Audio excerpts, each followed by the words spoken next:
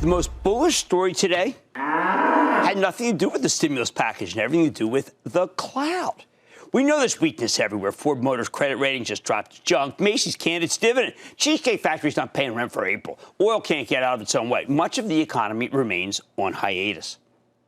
But then last night, the sun came out in the form of Micron, MU, a huge chipmaker that reported a very strong quarter when Wall Street was expecting a weak one. Sure, there was the usual worry about cell phones, along with weakness in the Internet of Things related to autos. Buried within that gloom, though, was something I just got to quote, because you've got to read these conference calls. I always tell you that. The CEO, Sanjay Mehrotra, said this. It was incredible, and I quote, "In China, lower consumer demand was offset by stronger data center demand due to gaming, e-commerce, and remote work activity."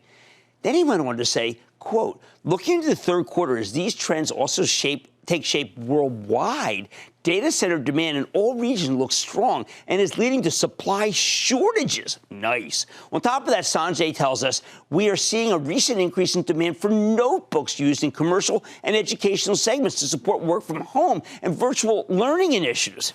And then we get the coup de grace. We are also encouraged to see manufacturers in China increasingly returning to full production, and we have recently started to see China's smartphone manufacturing volumes recover.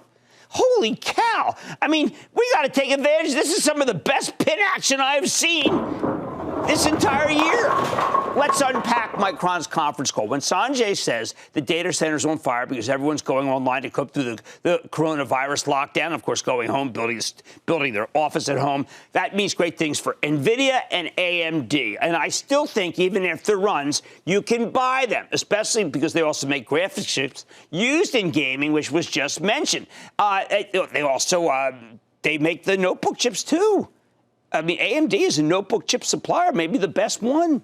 What else? Even though Facebook's ad revenue is taking a hit, we know that from the other day, this confirms that usage is going way up. As Mark Zuckerberg explained to me this very morning, it's only going to get better as Facebook helps back stay-at-home businesses. It's kind of like they're going to be the place you go if you're quarantined and you start a business. Alphabet's YouTube business must be strong. Same goes for all of Amazon, including Amazon Web Services, where there was a note out today saying business is slower. I don't believe that. Don't forget Alibaba, the Chinese e-commerce platform. It's the only Chinese stock I like.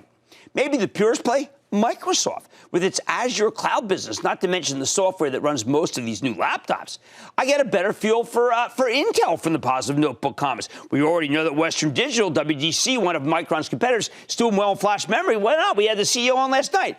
And then there's 5G, where I'm liking Marvell Technology and Qualcomm, two very cheap stocks, especially the former because it reported a huge upside surprise that was overlooked because of, yes, COVID-19. Skyworks can be bought here. We heard great things from CEO Liam Griffin the other night about 5G. Oh, and check out Broadcom, okay? Check this one out. It used to be the AVGO is still the symbol. It's a company that supposedly reported a not-so-hot quarter. But its stock has now rallied substantially from where it was trading before those results. We bought this one in Marvell for the Charitable Trust, which you can follow by joining the ActionAlertsPlus.com club. They're making a big run here. If all of these semiconductor companies are actually thriving, then they'll need to boost capacity to keep up with this newfound demand. And that means placing orders with Lam Research and Applied Materials. You probably saw those rock today. What else?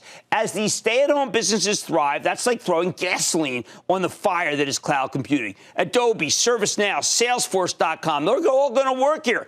There are so many implications from the rise of the stay-at-home economy. You need new layers of cybersecurity, so you got to think CrowdStrike or Zscaler. I mean, all of this stuff is coming together. You need DocuSign to execute contracts. You need overnight shipping from UPS and FedEx. It's a huge paradigm shift. It's not going to go back that quickly. You need Zoom's video. It's not that hard to use. Cisco's WebEx, more enterprise. And I think early innings. Not only do these companies transcend the pandemic, I'd argue that they ultimately end up benefiting from it. They will be the go-to stocks as we work our way through this horrible nightmare. John in New Jersey. John. Jim, what about Booyah, Jim? Yeah, how about this Gilead Sciences? It was an orphan drug or something like that? Do you know it does have remdesivir. I'm not sure about I'm not sure about how well. Look, if it was really doing well, I think we would have heard something. But they're very good scientists. It's just not my favorite. There's a lot of other stocks that are down a lot more. All right, the coronavirus can't hold back the momentum of the cloud. I expect the stay-at-home portion of the cloud now to make them even stronger. It's a trend that's in its infancy, and from what I can tell, it's already taken over because you can't go to the office. Much more Mad Money. U.S. virus testing is facing a new headwind, lab supply shortages.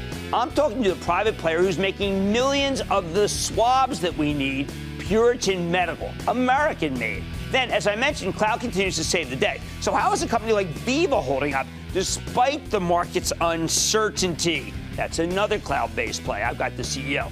And with news that the stimulus bill will delay student loan payments for 6 months, I'm asking SoFi how it could impact business. And are those pesky millennials selling or buying stocks? I'm going to tell you. Stay with Cramer.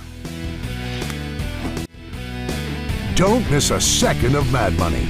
Follow @Jim Cramer on Twitter. Have a question? Tweet Cramer. #MadTweets.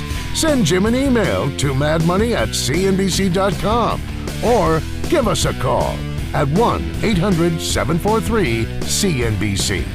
Miss something? Head to madmoney.cnbc.com.